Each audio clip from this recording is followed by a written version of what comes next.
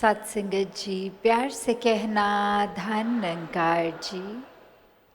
गया के इस जगह में जो बहुत ही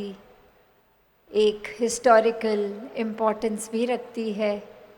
एक भाव युगों से जहाँ पूरे संसार में और इधर भी गौतम बुद्ध के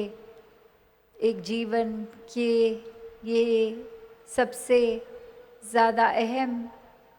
एक निर्वाण की प्राप्ति, जहाँ तो जीवन में हर एक के लिए ये जीते जी निर्वाण प्राप्ति आवश्यक। कैसे हर कोई जीते जी ही इस आत्मा का कल्याण परमात्मा की जानकारी से, परमात्मा के मिलन से, यही संदेश जो एक मध्य मार्ग की भी बात रखी कि कैसे दो एक्सट्रीम्स अगर हैं तो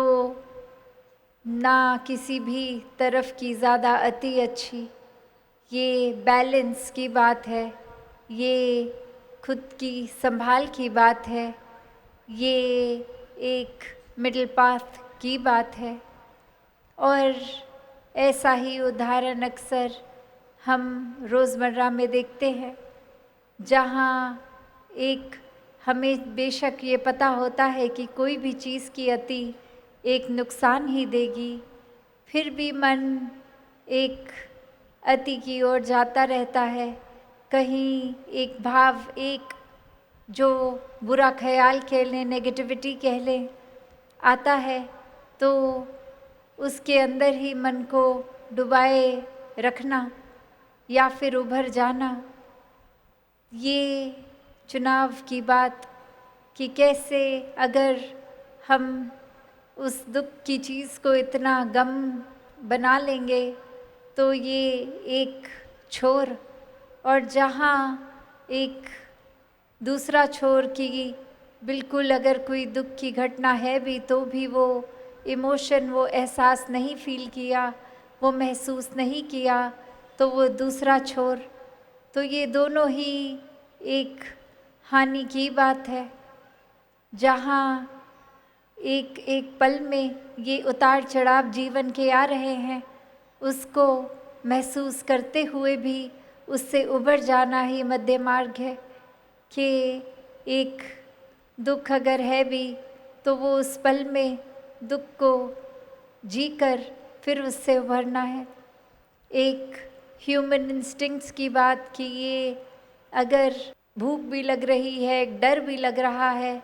तो ऐसा नहीं कि संतों को भूख नहीं लगती, नहीं, एक भूख का एक शरीर अगर इस तरह बना है कि अन्न ग्रहण करके एक ताकत इस शरीर को चलने की मिलेगी, एक सारे फिर ऑर्गन्स ठीक से काम करेंगे, तो उसके लिए भोजन बहुत ज़रूरी। और कैसे फिर यही बात कि गृहस्थ में रहकर भक्ति करनी है, एक जिम्मेवारियों से पीछे नहीं होना है, और ये करते करते यही अगर मध्य मार्ग की बात कि कैसे हम जीवन में अनेकों एक उदाहरण भी देखते हैं, चाहे हम कोई म्यूज़िकल इंस्ट्रूमेंट की ही बात कर लें कि कोई सितार है या कोई भी अगर स्ट्रिंग जिसमें ये तार लगी होती है, और ये तार अगर बहुत ज़्यादा कस दी जाए तो फिर वो साज़, वो उस तरह से जो आवाज़ आनी है उससे नहीं आएगी, और वहाँ अगर बिल्कुल अति की ढीली कर दी जाए तो भी वो आवाज़ उस तरह एक सुर का रूप नहीं ले पाएगी। तो एक उस यंत्र में भी अगर पूरी ठीक तरह से साज़ की बात होती है तो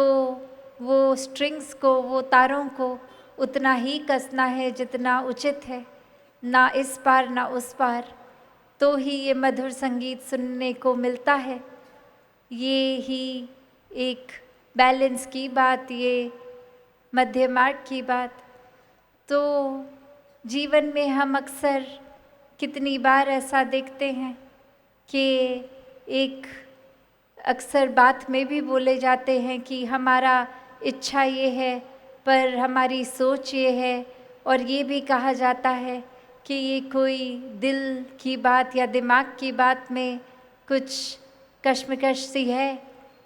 तो संतों ने तो हमेशा बहुत जीवन को सरल किया है, यही बात समझाई है कि ये परमात्मा में मन अगर लग जाएगा तो ये दिल भी परमात्मा के रंग में रंगा, ये सोच भी फिर उसी रास्ते डालेगी जो एक हमारे भी फ़ायदे के लिए है और सभी के फ़ायदे के लिए है।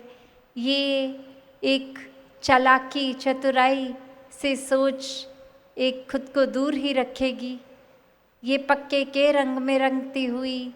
ये एक जीवन की यात्रा। तो बात वही जो संत हमेशा से समझाते रहे, और आज भी ये बिहार और झारखंड के समागम के अवसर पे भी जो हमने सुना कि कैसे हर किसी ने संदेश आत्ममंथन की बात भी करी कि खुद के अंदर हर पल झांकते रहना है। कुछ उस समय नहीं कि अगर कोई एक बड़ी घटना हो गई तो फिर घर जाके कुछ हमने आत्ममंथन ये बुद्धि रूप से कर लिया। नहीं, संत तो इस आत्मा के लिए ये आत्ममंथन ये मन की बात है, ये दिल से आत्ममंथन की गई, कोई सूझबूझ वाली बात नहीं, पर एक सही चीज़ को छांटने की बात, बुराई को छोड़ने की बात, एक खुद को किस तरह सही मार्ग पे डालना है उसकी बात।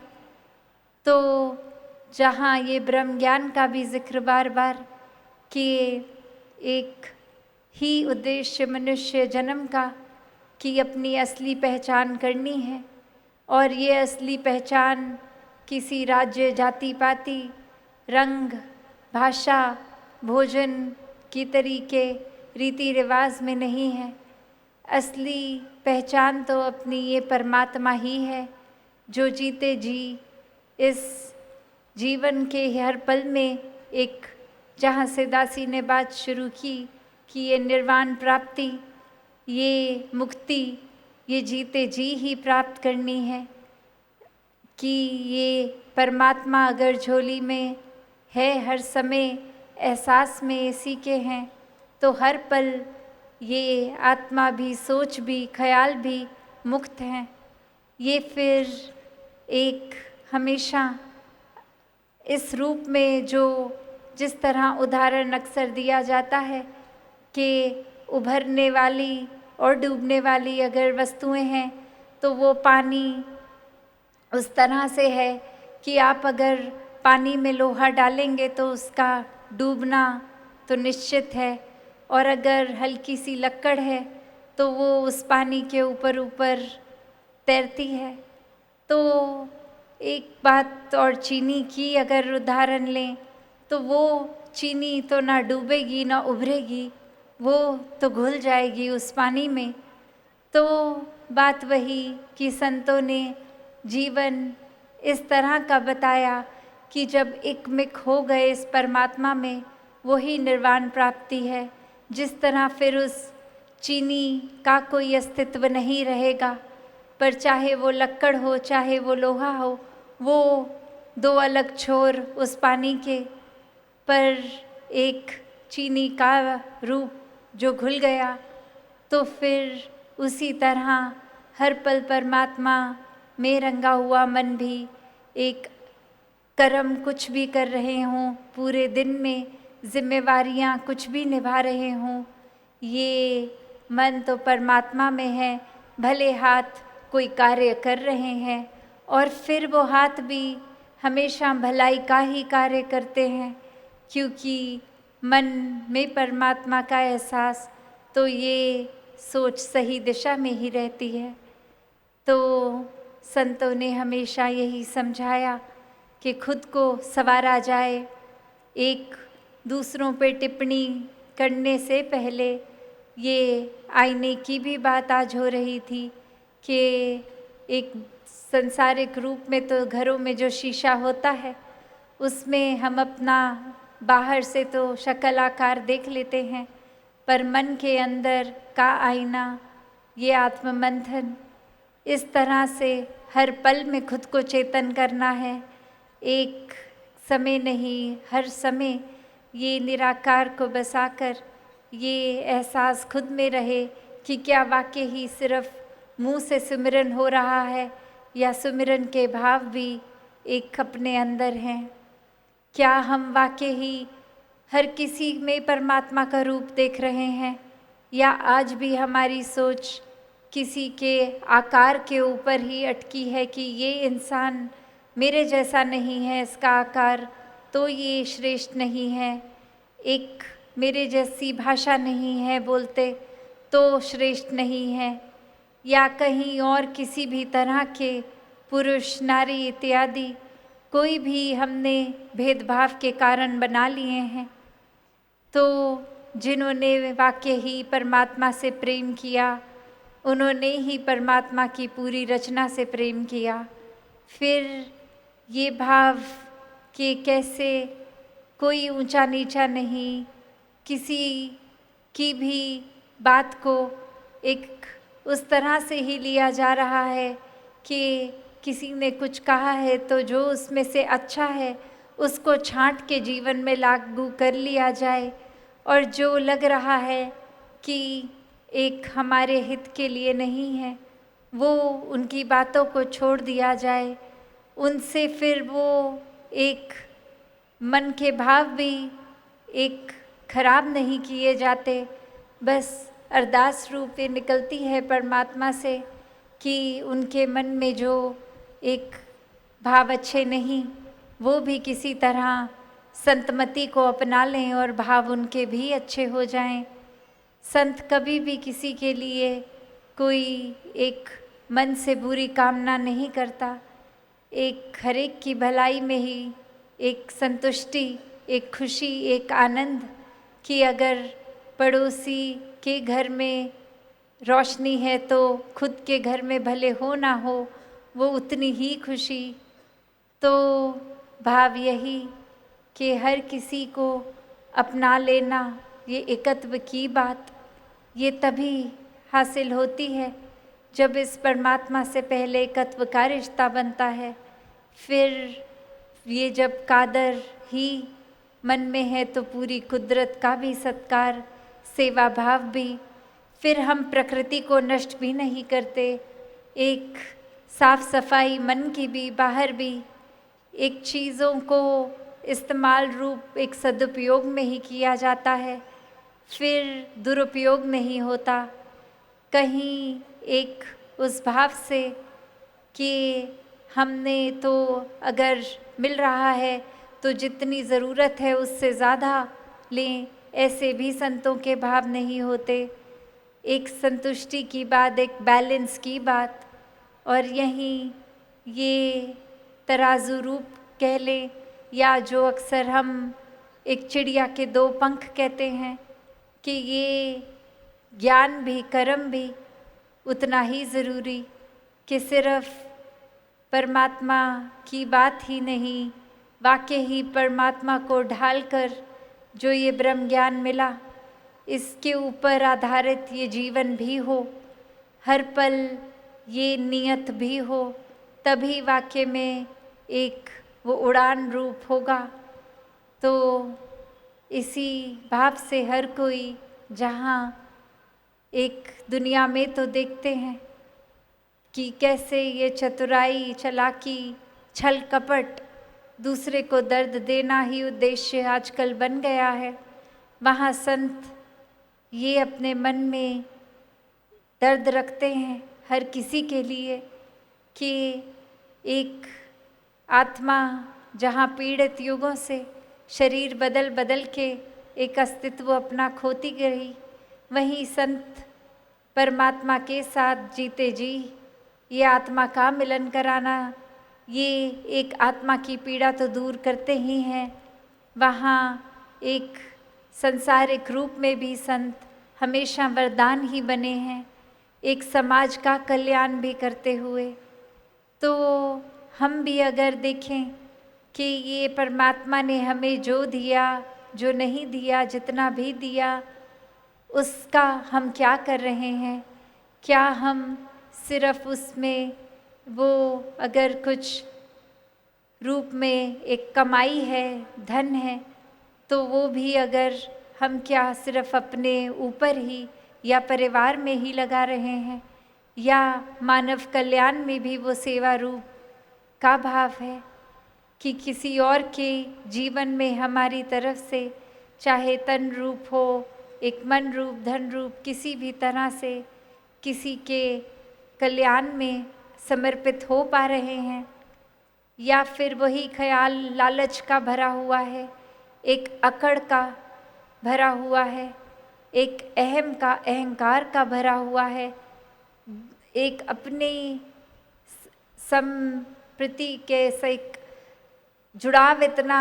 कि ये साम्राज्य ही बन गया है, एक घर मकान, एक फैक्ट्री इत्यादि,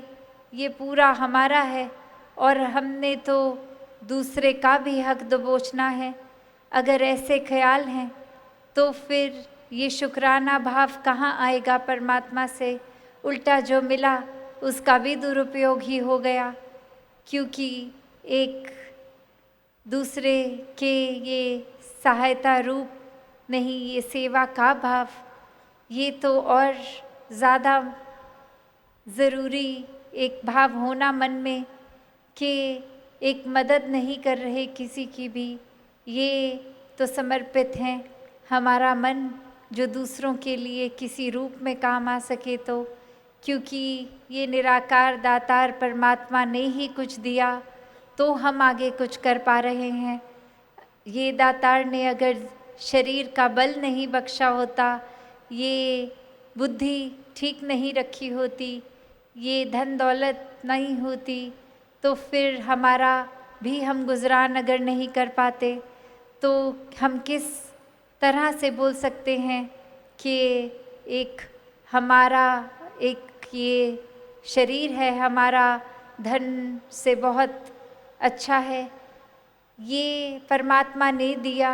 तो ही हम उस काबिल बने कि किसी के लिए कुछ कर पा रहे हैं। वरना तो अगर एक हम सोचें कि ये हमारा शरीर है, तो क्या हम अपने सर का एक भी कोई बाल सफ़ेद होने से रोक सकते हैं क्या? एक सफ़ेद होने के बाद उस पर कोई सा भी रंग तो लगाया जा सकता है, पर वो रूप कि ये जो चमड़ी है, ये अगर बचपन में, जवानी में उस किसी तरह दिख रही है और बुढ़ापा आते आते वो रिंकल्स, झुर्रियाँ, क्या वो होने से रोक सकते हैं? तो बात वही कि अगर वाकई ही ये तन मेरा है तो फिर तो ये मैं कर सकता, पर बात वही कि ये परमात्मा ने सिर्फ ख्याल रखने के लिए दी हैं, और उस तरह तभी एक मन को भी साफ रखने की बात, तन को भी एक चलता फिरता रखने की बात, तभी वो व्यायाम वगैरह जो भी रूप से स्वस्थ रह सकें, मन को स्वस्थ रख सकें, तभी वाकई ही ये जो दात तन रूप की भी मिली उसका भी ख्याल हो सके।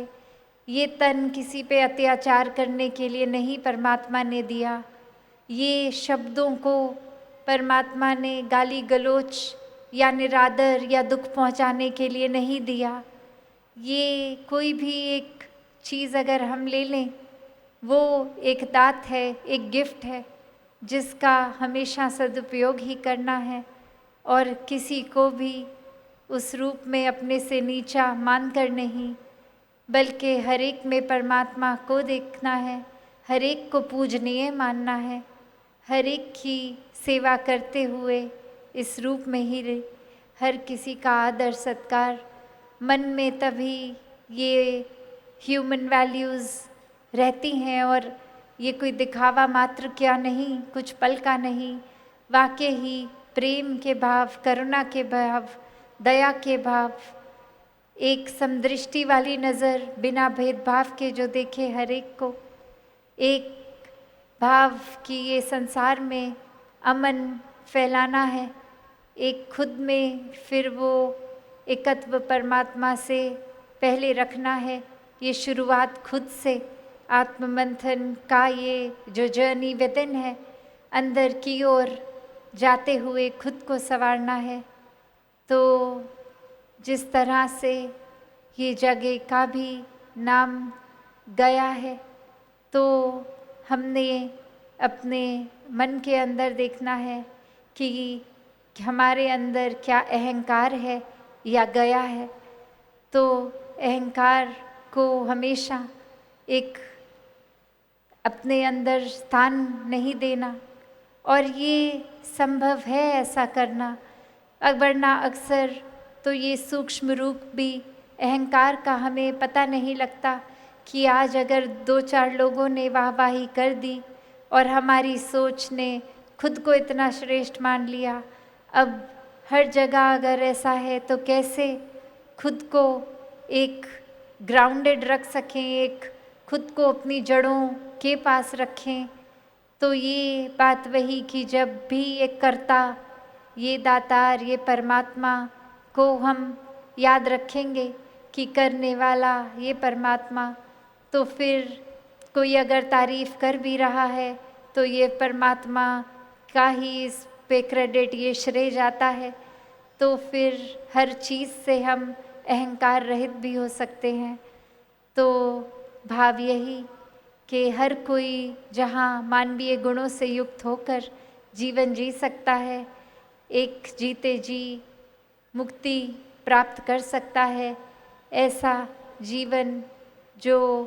वाकई ही वरदान रूप का जीवन है, भक्ति में हर पल है, ऐसा जीवन हर किसी के हिस्से आ सकता है।